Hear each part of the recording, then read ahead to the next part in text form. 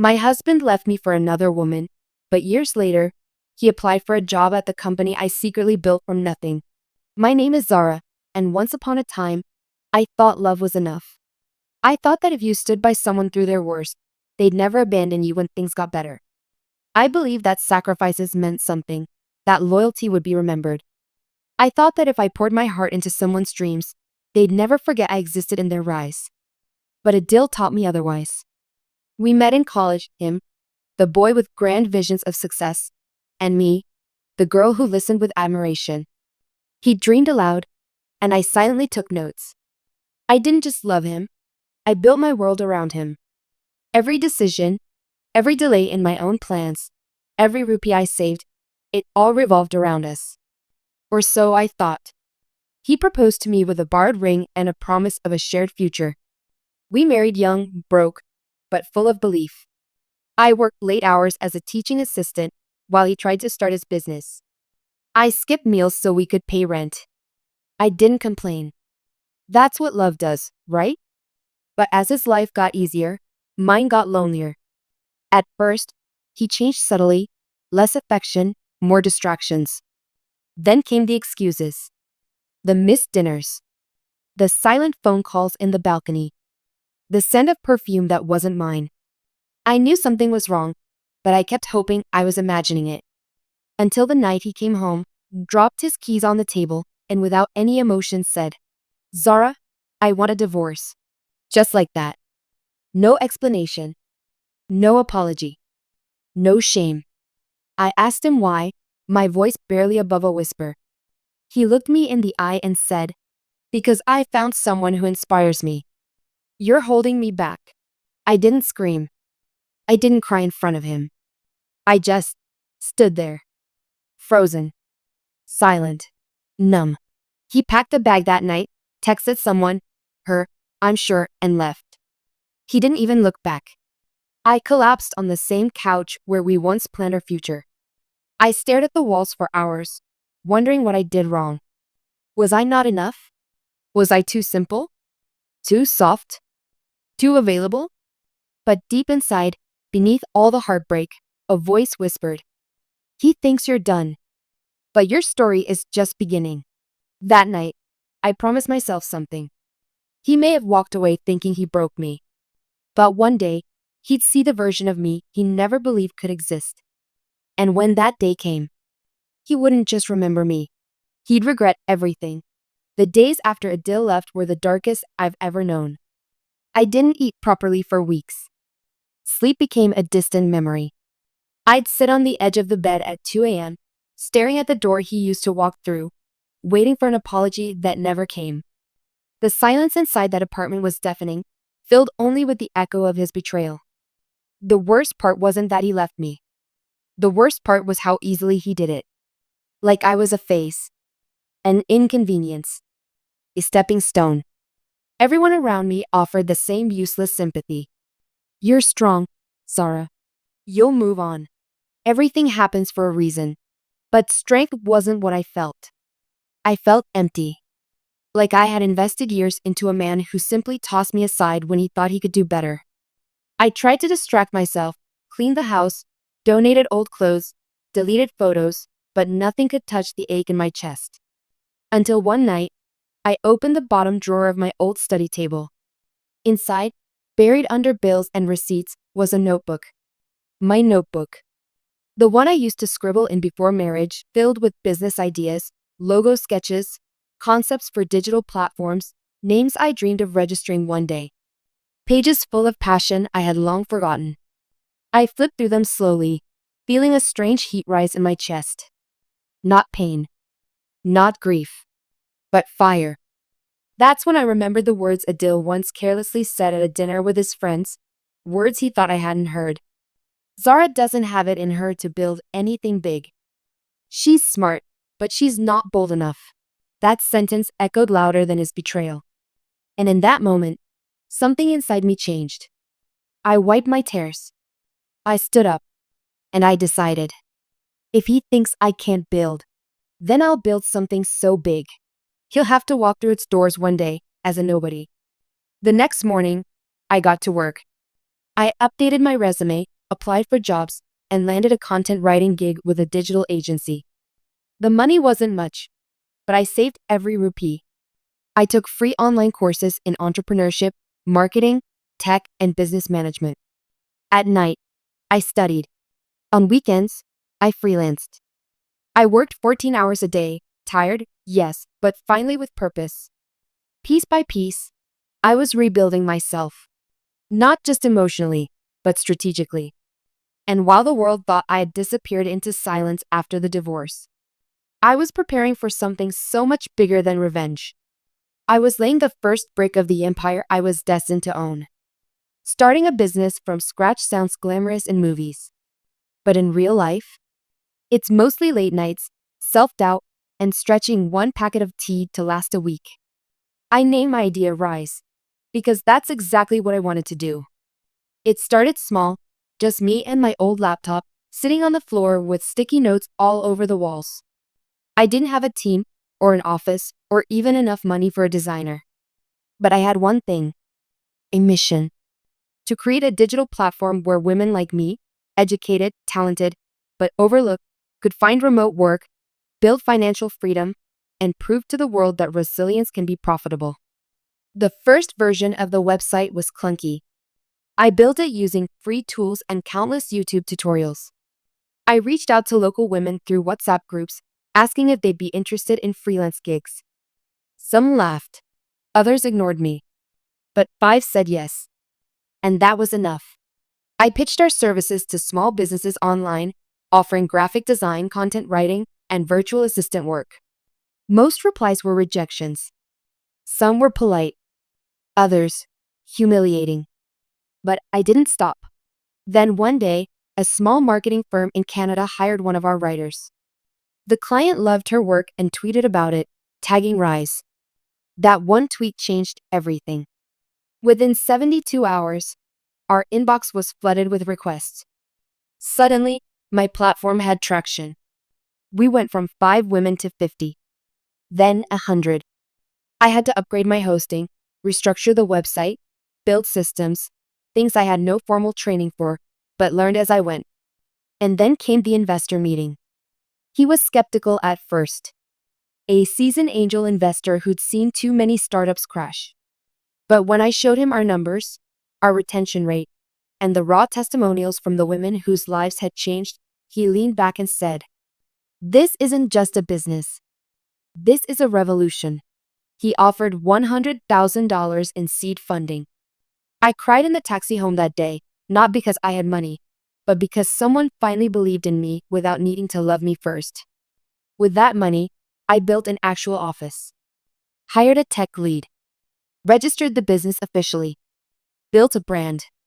And on the wall, behind my desk, I placed a small plaque that simply said, "Built from rock bottom," because that's exactly where I started.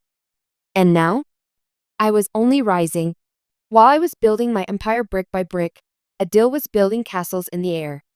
Social media showed his glamorous new life, expensive resorts, international trips, dinners in candlelit restaurants with his new wife, Sana.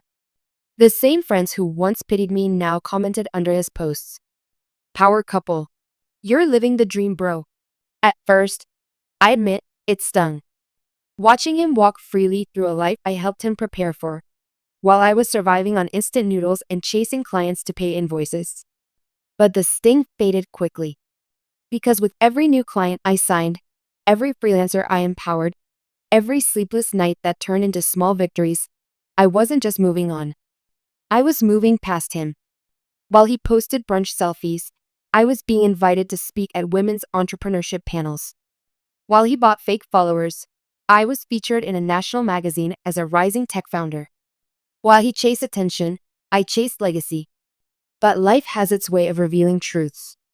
It started with whispers, investors backing out of his ventures, his new app being flagged for data theft, former employees accusing him of unpaid salaries. Then Sana disappeared from the pictures. A quiet post confirmed their divorce. No captions, just silence. And then came the bankruptcy rumor. I didn't need to ask anyone. His silence said enough. His company's website was down. His Instagram went inactive. Friends stopped tagging him. He had fallen. But I didn't celebrate. I didn't mock. I didn't even speak his name. Because I wasn't interested in watching him break. I was too busy building what he once said I never could. By this time, Rise had expanded into 4 countries. Our user base crossed 50,000. Our app was downloaded in over 20 regions. And the same investors who once ignored my emails? Now they waited weeks for a slot in my calendar. Every time I walked into my office, glass doors, buzzing teams, the logo I had once doodled on paper now mounted in Chrome, I thought, if he could see me now, would he recognize the woman he left behind? But I wasn't doing this for him anymore. I was doing it for every woman who had ever been told she was too soft, too quiet, too emotional, or not enough to build something real. And deep down, I knew. The real revenge wasn't in watching him fall. The real revenge would be when he unknowingly walked into my empire and asked for help. And that moment was closer than I ever imagined. It was a regular Monday morning. I was in the HR meeting, reviewing candidates for a new round of hiring. Our company, Rise, had just secured a partnership with a tech accelerator, and we were expanding fast. New departments, new hires. We needed fresh blood. Our recruitment team had shortlisted a batch for the operations associate role. I casually glanced at the spreadsheet on the projector screen. And then, my heart paused. Adil Raza. The name lit up in bold, attached to a CV I knew too well. The same format I had once created for him. The same achievements we used to draft together at our dining table. Even the email ID was familiar. It couldn't be a coincidence. I leaned forward. Can you open this resume? I asked calmly. The HR head clicked it open. My eyes scanned every detail. His degree. His outdated startup experience. His freelance work in marketing, clearly done out of desperation. And then I saw his cover letter. I admire Rise's mission and would be honored to contribute to its growth. The irony nearly made me laugh. The man who once said I couldn't build anything was now applying to work for the very thing I had built from nothing. He had no idea whose hands his resume had landed in. To him, Rise was just a successful company with good pay and benefits, a safe space he could use to restart his life. But to me, Rise was the monument of every broken piece he left behind. I turned to the HR head. Shortlist this candidate, I said flatly. She blinked, surprised. Are you sure? Yes, I smiled. I want to meet him myself. A week later, he walked into our headquarters. He looked thinner, older, worn down by life. The confidence he once wore like armor had cracked. He held a cheap faux leather file, and when he stepped into the waiting area, he didn't even notice the giant wall behind him, the one with my portrait and the words. Zara Khalid, founder and CEO. I watched from the surveillance monitor. Calm. Focused. He sat nervously, checking his phone every few seconds. Maybe wondering if someone would recognize him. Maybe hoping no one did. And then I walked in. The receptionist stood up immediately. Ma'am, she greeted. Adil looked up and froze. His eyes widened. His mouth parted. He couldn't speak. Hello, Mr. Raza, I said, extending my hand. Welcome to Rise. He stared at me, unsure if he was dreaming or awake. I tilted my head. Shall we begin your interview? Adil sat across from me, still in disbelief. He kept glancing around the room, at the shelves filled with awards, the magazine covers with my face, the sleek logo of Rise shining on the glass behind me. His throat moved, trying to swallow the reality he never imagined would exist. I opened his resume with professional calm. So, I began. Mr. Raza, walk me through your experience with team leadership. You mentioned managing operations for a now defunct tech startup? He cleared his throat. Yes. That was a venture I started a few years ago. It didn't scale as planned. I nodded, pretending not to know everything. The debts, the scandal, the humiliation. And your last formal employment? I've mostly freelanced, he admitted. Marketing strategy, virtual consulting. It's been a tough year. He avoided eye contact when he said it. I wanted to remind him of the last time he saw me, how effortlessly he'd said, "You're holding me back," as he left with another woman. I wanted to throw his words on the table and watch him squirm. But I didn't. Because true power doesn't shout. It sits in silence and listens. I asked him more questions. Not because I needed answers, but because I wanted him to feel every second of the interview. Every second of sitting across from the woman he discarded, now as his potential employer. At one point, he finally looked at me and said, "Zara, I didn't know this company was yours. I mean, what you've done. It's incredible." I closed his file. Calm. Unshaken. "You once said I didn't have it in me to build anything," I said quietly. His face crumbled. "And yet, here you are," I continued, "applying for a job at the company you said a woman like me could never create." He looked like he wanted to disappear into the floor. I stood. "Thank you for your time, Mr. Raza. We'll let you know our decision." He stood too, slowly, awkwardly. "Zara? Wait. I'm not here to." But I turned and walked out of the room. Not because I hated him, but because I no longer needed closure. I was the closure. After the interview, I didn't reject Adil.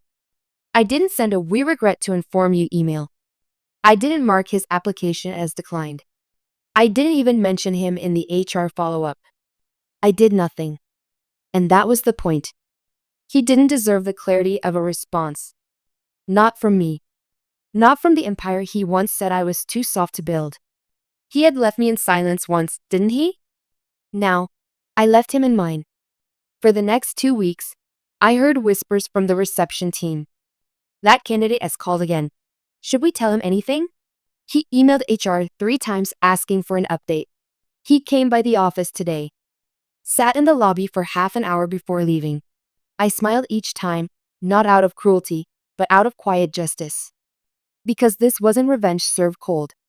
This was dignity served warm, on my terms. Every moment he spent waiting for an answer was a mirror of the same despair he once left me with. The same uncertainty. The same feeling of not being enough. And the irony? I wasn't even thinking about him anymore. While he waited for a callback, I was onboarding our first European partner. While he refreshed his inbox, I was filming an interview with a major news channel. While he tried to reach my HR department, I was receiving an award from the National Entrepreneurship Council. He had become a footnote in the empire he helped break, not by building it, but by leaving me to stand alone. And when I stood, I built something so tall, he had to tilt his head to even look at it. One day, I passed him in the lobby. He didn't notice I was approaching until I stopped right in front of him. He stood up quickly, nervously. "Zara, I mean, ma'am. I didn't hear back, so I held up my hand gently. "No need to explain," I said. "You've already said everything you needed to, years ago." He lowered his gaze, defeated. And I added, not with anger, but with calm finality. "You once left me with nothing. But from that nothing, I created everything." And then I walked away. Months had passed since Adil's interview. He never returned. Never called again. Never sent another email. Maybe he finally realized the truth, that I didn't owe him closure, kindness, or a second chance. Not after the silence he once left me drowning in. And me? I had no space left for bitterness. One crisp autumn morning, I was invited to speak at a national entrepreneurship summit. It was a full circle moment. The same hotel where Adil once brought me to a networking dinner, back when I was just his quiet, supportive wife who carried his business cards and smiled politely in the background. This time, I was the keynote speaker. As I stood behind the podium, lights flashing, an audience of entrepreneurs, CEOs, and aspiring founders seated before me, I looked out and smiled. They told me I was too emotional to lead, too soft to survive in business, too dependent to succeed without a man. But emotions made me resilient. My softness became my strength. And the man who left me gave me the silence I needed to hear my own voice. The applause thundered through the hall. But I wasn't done. I continued, slower now, speaking not just to the crowd, but to every woman who had ever been left behind. I don't tell this story for revenge. I tell it because I want you to know being left behind doesn't mean you're worthless. Sometimes, it means you are meant to build something greater. Without the weight of someone who never believed in you. After the event, I stood by the exit, greeting attendees, shaking hands, smiling. And then I saw him. Standing far back, half hidden behind a pillar, Adil. He looked older now. Quieter. Not with the pride he once wore like armor, but with the weight of regret etched into every line of his face. We locked eyes. He didn't smile. He didn't wave. He simply bowed his head and left. I never saw him again. And that was enough. Because by then, I didn't need to hear his apology. I had already lived it. Today, Rise operates in 12 countries. We've helped over 300,000 women find work, find confidence, and find themselves again. And me? I walk through the world with my head held high, not as someone who was once broken, but as someone who was reborn. I don't hate Adil. In fact, I thank him. Because when he left me, he handed me the one thing I never had before. A blank page. And with it, I wrote the greatest story of my life, where I didn't just survive without him. I soared above everything he believed I couldn't be.